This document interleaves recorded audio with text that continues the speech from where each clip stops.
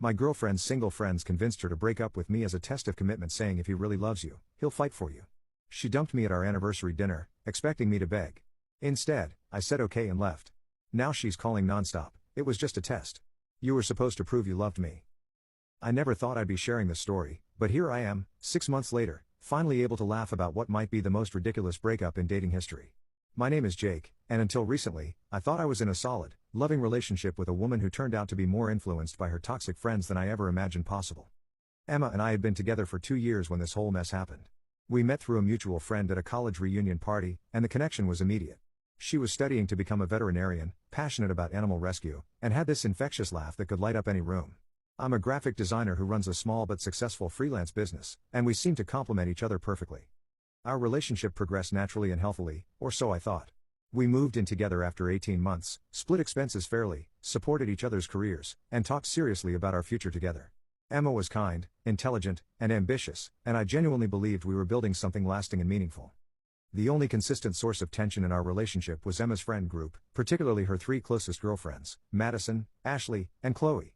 All 3 were single, all 3 were bitter about their dating experiences, and all 3 seemed to view every happy couple as a personal affront to their own romantic struggles. Madison, 28 and a marketing coordinator, had been through a series of dramatic relationships that always ended with her partner being labeled emotionally unavailable or commitment phobic. She had a habit of analyzing everyone else's relationships like she was conducting scientific research, constantly pointing out potential red flags and warning signs that existed mostly in her imagination. Ashley, 30 and working in real estate, had recently ended an engagement when she discovered her fiancé had been cheating throughout their relationship. While I sympathized with her situation, she'd responded to this betrayal by becoming convinced that all men were inherently untrustworthy and that any woman who believed otherwise was naive and headed for heartbreak. Chloe, 26 and a social media manager, cycled through dating apps like they were going out of style, constantly complaining about how modern men lack romance, commitment, and the willingness to fight for love. She was obsessed with grand romantic gestures and seemed to believe that relationships should operate like romantic comedies, complete with dramatic declarations and public displays of devotion. Individually, these women might have been manageable, but together they formed a toxic echo chamber that reinforced each other's worst instincts and most destructive beliefs about relationships. They met for wine nights twice a week, during which they dissected every aspect of their dating lives and, increasingly, Emma's relationship with me. At first, Emma would come home from these gatherings with minor concerns that seemed planted by her friends.